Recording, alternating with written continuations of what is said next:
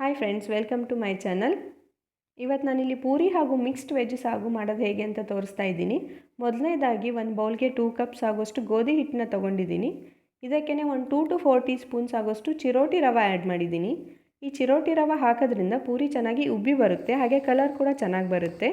Next ರುಚಿಗೆ ತಕ್ಕಷ್ಟು ಉಪ್ಪು ಆ್ಯಡ್ ಮಾಡಿದ್ದೀನಿ. ಅದಾದ ನಂತರ ಸ್ವಲ್ಪ ಎಣ್ಣೆ ಹಾಕಿದ್ದೀನಿ. ನೆಕ್ಸ್ಟ್ ಒಂದು ಸ್ವಲ್ಪನೇ ನೀರು ಹಾಕಿಬಿಟ್ಟು ಈ ಪೂರಿ ಹಿಟ್ಟನ್ನ ಗಟ್ಟಿಯಾಗಿ ಕಲಿಸ್ಕೋಬೇಕಾಗುತ್ತೆ. ನೋಡಿ, ನಾನಿಲ್ಲಿ ಕಲಿಸಿದ್ದೀನಿ. ಇಷ್ಟು ಗಟ್ಟಿಯಾಗಿದ್ದರೆ ಸಾಕಾಗುತ್ತೆ. ನೆಕ್ಸ್ಟ್ ಇಲ್ಲಿ ಮಿಕ್ಸ್ಡ್ ವೆಜ್ ಸಾಗು ಮಾಡೋದಕ್ಕೆ ಒಂದು ಮಸಾಲಾನ ರೆಡಿ ಮಾಡ್ಕೋಬೇಕು. ಇಲ್ಲಿ ತೋರಿಸಿರುವಂತಹ ಪದಾರ್ಥಗಳನ್ನು ಒಂದು ಸ್ವಲ್ಪ ನೀರು ಹಾಕಿಬಿಟ್ಟು ಮಿಕ್ಸಿಲಿ ಸ್ಮೂತ್ ಪೇಸ್ಟ್ ಮಾಡ್ಕೋಬೇಕಾಗುತ್ತೆ. ನೋಡಿ, ಈ ಒಂದು ಕನ್ಸಿಸ್ಟೆನ್ಸಿಯಲ್ಲಿದ್ದರೆ ಸಾಕಾಗುತ್ತೆ ಮಸಾಲ. ನೆಕ್ಸ್ಟ್ ನಾನಿಲ್ಲಿ ವೆಜಿಟೇಬಲ್ಸ್ಗಳನ್ನ ಚಿಕ್ಕ ಪೀಸಸ್ ಆಗಿ ಕಟ್ ಮಾಡಿಕೊಂಡು ತೊಗೊಂಡಿದ್ದೀನಿ. ಅದಾದ ನಂತರ ಒಂದು ಕುಕ್ಕರ್ಗೆ ಒಂದು ಸ್ವಲ್ಪ ಎಣ್ಣೆ ಹಾಕಿದ್ದೀನಿ. ಎಣ್ಣೆ ಬಿಸಿ ಆದ ನಂತರ ಒಂದು ಸ್ವಲ್ಪ ಸಾಸಿವೆ, ಜೀರಿಗೆ ಕೂಡ ಹಾಕಿದ್ದೀನಿ.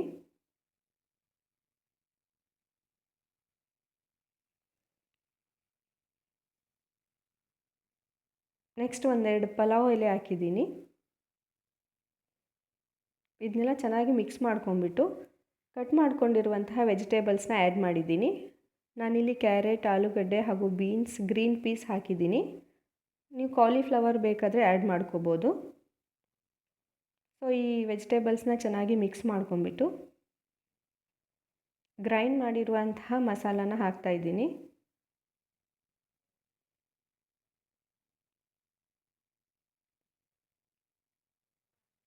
ನೀರು ಜಾಸ್ತಿ ಆ್ಯಡ್ ಮಾಡಬಾರ್ದು, ಇದಕ್ಕೆ ಮೀಡಿಯಮ್ ಆಗಿದ್ದರೆ ಸಾಕಾಗುತ್ತೆ. ನೋಡಿಕೊಂಡು ನೀರು ಹಾಕಿ. ಅದಾದ ನಂತರ ಒಂದು ಸ್ವಲ್ಪ ಉಪ್ಪು ಹಾಕಿದ್ದೀನಿ ರುಚಿಗೆ ತಕ್ಕಷ್ಟು. ಚೆನ್ನಾಗಿ ಮಿಕ್ಸ್ ಮಾಡಿಬಿಟ್ಟು ಒಂದು 3 to 4 ವಿಸಿಲ್ಸ್ ತೊಗೊಂಡ್ರೆ ಸಾಕಾಗುತ್ತೆ. ನೋಡಿ, ಇವಾಗ ರೆಡಿ ಆಗಿದೆ ಗ್ರೇವಿ. ನೋಡೋಕ್ಕೂ ಚೆನ್ನಾಗಿ ಕಾಣಿಸ್ತಾ ಇದೆ ಹಾಗೂ ಟೇಸ್ಟ್ ಕೂಡ ತುಂಬ ಚೆನ್ನಾಗಿರುತ್ತೆ. ಪೂರಿ ಜೊತೆ ತುಂಬ ಒಳ್ಳೆ ಕಾಂಬಿನೇಷನ್ ಇದು. ನೆಕ್ಸ್ಟ್ ನಾನಿಲ್ಲಿ ಪೂರಿ ಮಾಡ್ತಾಯಿದ್ದೀನಿ. ಪೂರಿ ಕೂಡ ತುಂಬ ಚೆನ್ನಾಗಿ ಬಂದಿದೆ, ಉಬ್ಬಿ ಕೂಡ ಬಂದಿದೆ, ಹಾಗೆ ಕಲರ್ ಕೂಡ ಚೆನ್ನಾಗಿ ಬಂದಿದೆ. ಎಲ್ಲರೂ ಟ್ರೈ ಮಾಡಿ, ಈ ರೆಸಿಪಿ ತುಂಬಾ ಚೆನ್ನಾಗಿರುತ್ತೆ.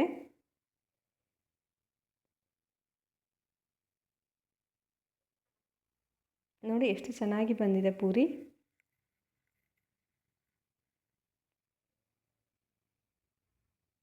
ಯಾರೆಲ್ಲ ನನ್ನ ಚಾನಲ್ನ ನೋಡ್ತಾ ಇದ್ದೀರಾ, ಪ್ಲೀಸ್ ಸಬ್ಸ್ಕ್ರೈಬ್ ಮಾಡ್ಕೊಳ್ಳಿ, ಲೈಕ್ ಮಾಡಿ, ಶೇರ್ ಮಾಡಿ ಹಾಗೂ ಕಮೆಂಟ್ ಕೂಡ ಮಾಡಿ.